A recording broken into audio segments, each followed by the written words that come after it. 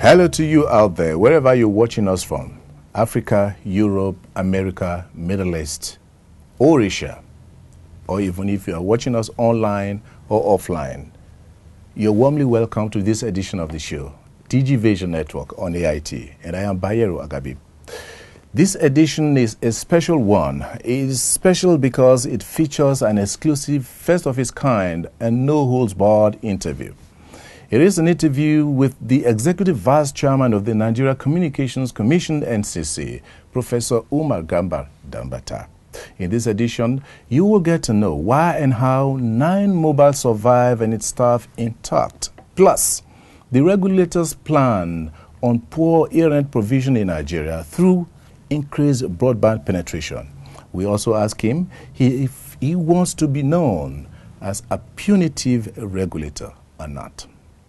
Stay with us. It's Digivation Network, Africa's leading IT program and business platform on television, and I am Bayero Agabi. It's no longer news that the telecom sector added about 1.5 trillion naira to the Nigerian economy in the second quarter of this year, 2017. However, the growth of service providers contracted with reduced teledensity from 110% to 99%. This same year has seen the exit of a major operator and a reduction of income for some others. Before now, the Nigerian telecom sector has been seen as the poster boy of the Nigerian economy or government, with investment pouring in unabated, and teledensity grew to over 100%. The questions now are mixed, from poor internet connection to poor growth and the growth of broadband yet to be enjoyed by Nigerians. In this no-holds-barred interview with the leadership of Africa's biggest regulator, Professor Umar Garba Danbatta, the EVC of NCC, I asked him if it's time to really worry. Well, it's okay for stakeholders to express concern about what is happening in the industry, but I hope they will acknowledge the way and manner we have been containing, this call them developments that are, that are not expected. We call them unexpected developments in the telecom space in this country. And I think the regulator should be in a position to provide safeguards, in order to protect unwelcome or unexpected developments. And we should be judged by our ability, the regulator that is, should be judged by, the ability of the regulator to ensure when there are unexpected developments in the telecommunications, industry, that the regulator is equal to the task, and the regulator comes up with remedial measures that will ensure the stability of the industry. Okay, and when you're talking about the particular operator, without mentioning names, that is exactly what we did, and we had it at the back of our minds that we need to have an item on our 8-point agenda that anticipates, such, unwelcome or unexpected, developments in the market. And that is why we have that strategic collaboration and partnership. It was deliberate. Okay? You see, I keep saying that a vision must have, if you like, a narrative. It must hold that compelling narrative about the future for all stakeholders. And that is exactly how I want you to situate that item of our 8-point agenda. We acted, in collaboration with the CVN, and we have succeeded through that intervention to put in place an interim board and interim management, and assisted, the telco that is having a problem to rebrand. They have a brand, a new brand, which they are now using to provide services to Nigerians. The 3 key issues that we saw coming that made us to intervene in the manner that we did, you know where, and they still are. One, the perception of an investor about the industry. Yeah. You know, if we have, you know, telcos within the industry, you know, having problems without, you know, the regulator showing any concern, without remedial measures being put in place to ensure, you know, stability of the industry, then the NCC would have been, you know, put in a spot. But as it is, we acted timely. You know, we've saved the particular telco I'm talking about. We have ensured that 2,000 to 3,000 Nigerians on the payroll of that particular sector continue. Secured. Exactly. Okay, great. More than that, the more than 18 to 20 million subscribers, you know, that are on the network of that particular operator still enjoy services. So does that mean that you do not envisage any of this occurrence from any of the operators right now? If such an occurrence again happens, okay, then we have acquired usable experience already. But is this something you envisage right now? Well, going by what is happening in the industry, you know, we decided we cannot wait until it happens.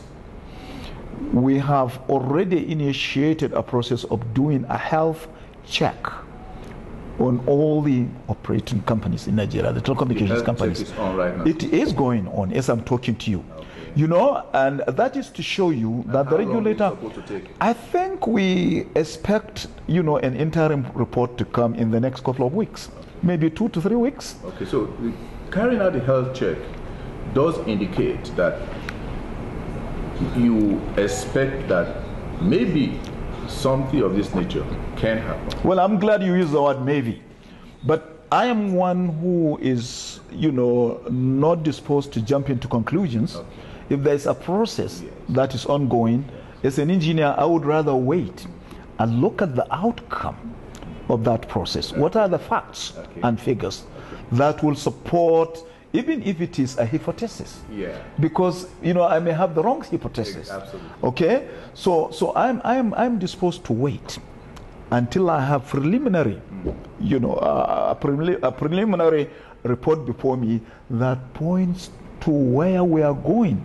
Some of the critics who sees you as an imposing regulator, you know, by that I mean a regulator who has, you know, who does not take nonsense from operators. How do you react to that? I think I would like to see myself judged by the operators as a team player, a listening regulator. You know, if at all people see me as a nonsense regulator, it is because not access, as an imposing, as imposing regulator. No, I don't want to be feared. You know, I want to be seen as a team player, an important part of the value chain within the industry. Okay, a regulator, you know, who listens. Okay, and I have been doing that since my appointment at the EVC.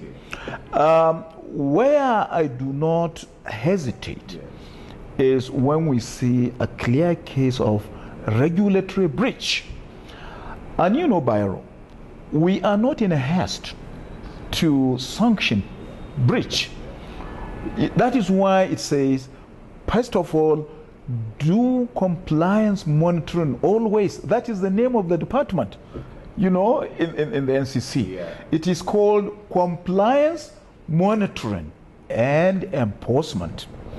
And that is the chronology, you know, we observe when trying to ensure adherence to the stipulations of the Commission. That, in a nutshell, is the rule of engagement. One that is consultative, collaborative, one that, you know, lends, you know, credence to the importance of listening. You listen first, Okay?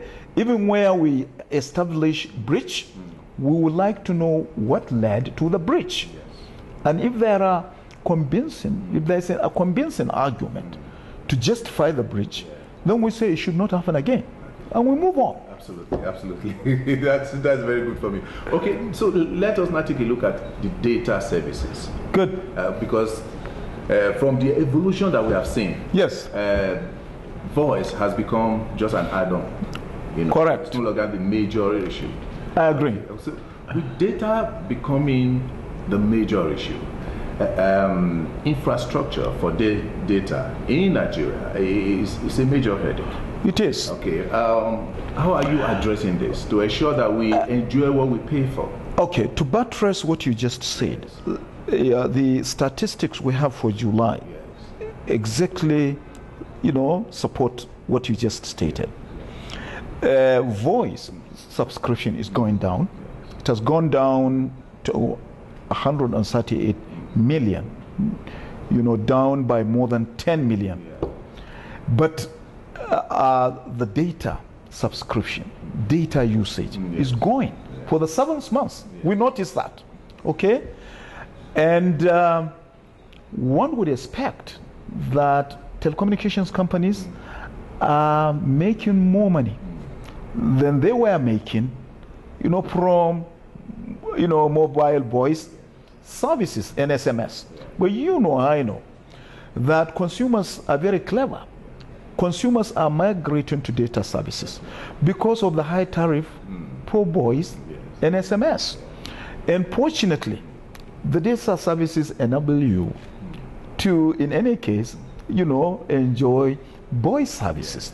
Okay, talking about the WhatsApp and so on and so forth, Exactly. So, we are in a situation where we do not want to infringe on the rights of Nigerians to, communicate using the social media networks. But then there is an argument, a flip side of the argument is that they are pre-riding on infrastructure. Infrastructure they do not invest in. And the debate, as I'm talking to you, is going on. It's not confined to Nigeria alone. It's all over the world. Wherever I go, I hear this, pros and cons, of what is happening in the social media space. So, we are concerned that until and unless something is done to provide more infrastructure capacity, then even the data services will encounter problems. Okay? Problems in terms of capacity, in terms of speed, in terms of coverage. Okay? And what can we do to stimulate investment in provision of post-generation networks? Because we talk about OTTs as post-generation communications applications. That is what they call them. And there's a reason for this. They are indeed. These are applications that thrive and are supported or hosted on fourth-generation infrastructure. Do we have enough of that infrastructure? Is it adequate? The answer is no. And that is why we have a race against time in this country to ensure the remaining infracos are licensed, to ensure we allow partnership for those that are already licensed with Google and Facebook to come in and invest in the provision of more and more infrastructure in this country. So this is what is going on now. And the sooner we can do this, the better. And I want to assure you that the Nigerian Communications Commission is on top of this. We're about to conclude the process. You remember I gave a word. In Lagos, I don't want to repeat myself, but we are just about to conclude the process, and licensed infracos for the remaining zones will be known very soon. But that does not include that the OTT will be monitored or managed. We appreciate what is happening, in the OTT space, or in the OTT subsector of the telecommunications sector of the economy. And proactively, I think we have established a committee to look. okay, into this issue of OTTs. And I don't want to preempt the outcome of the committee's work. But this is what is going on in other countries of the world. Everybody is thinking about what to do without curtailing the freedom guaranteed under the Constitution, for people to express themselves, okay? And I think there is no better medium that Nigerians can do this, better than the social media networks. So, this is the whole essence of networking the society. More openness, more sharing, more self-organization. Okay, this is a new culture. Okay, and this culture is facilitated by the telecommunications network. Now, but if we are looking at a situation, increasingly we are concerned that this telecommunications network may not contend with the sheer size of capacity needed to facilitate a robust social networking. Okay, so then something must be done very fast. Exactly. Far away from preempting the committee on OTTs. Yes, on OTTs of course. But personally, would you agree that the OTTs be commercialized in such a way by the networks? Okay. One, I want to say this, and I want to say it unambiguously, that OTTs stimulate demand for data. Yes. Don't we agree? We must agree. Yes. It equally stimulates demand for network expansion. Yeah. Two. Yeah. Okay, so we have a situation where we have demand for monetizable data. Yes. And demand for expansion of the networks. And therefore, there is one addition, and I agree with this, that OTTs stimulate investment on post-generation networks. Because to compete, a regulator must invest to expand their data network. Yes. Isn't it? Yeah. Exactly. Now, but should they be free riding? Should OTTs pre-ride on these networks? Or do we find a way that we can say someone invested for these networks? So can you come in and shoulder some aspect of this investment? Yeah. By say paying some taxes, okay, for services rendered over networks that quite okay, you stimulated investment in, but now that they are in place, there is need for these networks, to continue to exist, to be sustainable, okay? And we know we need to maintain the networks, we need to service them from time to time, we need to pay people looking after them, okay? So this overhead cost is supposed to be something that is shared across all stakeholders. Exactly. But just as the users of the social media space have the right to be heard, the owners of the providers of the infrastructure need to be heard. Which they ride need to be heard too. Need to be heard. I agree. Monetize. I agree. Exactly. So you owe this to us, you the media people, to start sensitizing Nigerians that here we have a clear case of a win-win situation. Yes. Okay, you want a robust social media network, you can have it. Yes. Okay, but at a certain affordable cost. The word affordable is very, very important. Now, what happens if we do not agree on that is, the degradation of the network. The networks will not be able to do what we want them to do for us, and therefore the vibrancy of the social media network will be undermined. As we begin to wind down, because of lack of time for this conversation. Yes. Okay, you came up, but you are about 2 years on the saddle right now, and you came up with, an 8-point agenda. Yes. To what extent would you say you can hit your chest and be proud of what you have done? Well, thank you very much. Like you rightly said, we don't have time. Yeah. I would have loved to pick each item of the agenda. It depends on your time. Right, okay. Well, look at the facilitating broadband penetration.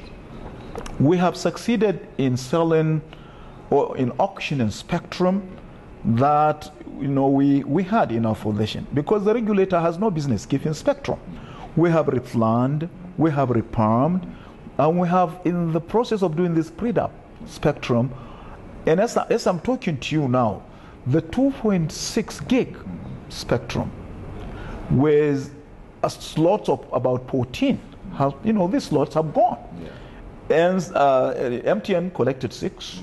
Intercellular has been assigned recently, another 6, and we have assigned the remaining 2 to Open Skies as compensation for the spectrum that was taken away from them, because it was a police spectrum. Okay. So Open Skies surrendered the spectrum, and government directed that an alternative spectrum should be given to them at no cost. Okay. So all the 14 slots have gone. This will serve, to stimulate telecommunication services, especially first generation LTE services. Okay. Now, when you move on to the other aspect, when you auction this important resource, I'm talking about the spectrum, then you need infrastructure. The two go together. Yeah. Right? And as I'm talking to you now, I met 2 licensees, Impraco licensees. I was the one who assigned actually the licenses to them. Main one for Lagos and iConnect for the North Central Zone. As I'm talking to you, we're talking about how to implement the subsidy agreement. The Impraco license comes with a subsidy agreement. We have gone beyond the license assignment, and we're talking about how to implement the subsidy agreement.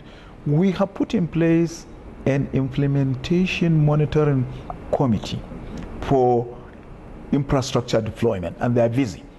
They were the ones who supervised the process of licensing the remaining 5. You use the internet very well. I do. Are you happy with what you get? I'm not. I'm not. And I tell you why. The speed in the national broadband plan says 1.5 megabits per second. In places like Lagos, you may get higher speeds. Okay? In places like Kano, where I come, you hardly can get speeds of more than 500 kilobits per second. It's too slow. Okay? Now, the disadvantage of having very, very slow internet, speed, is that you can't virtually do anything. You can't send simple mails. You can't upload any document. Exactly. And even the data that we're talking about, that is going up. That is in terms of consumption by Nigerians. We are having to contend with slow connectivity. And most of the plans are limited in terms of time. Okay, so you have this large amount of data bundle which you subscribed and paid for, but unfortunately which you cannot use. Is it there any because of the slow nature of connectivity? We are insisting that network operators should give value for money. If connectivity is too slow for the amount that innocent subscribers are paying, then connectivity must improve. Connectivity can only improve if there's capacity in the network. My ABC, I must thank you very much. Thank you very much. I really enjoyed it. It was a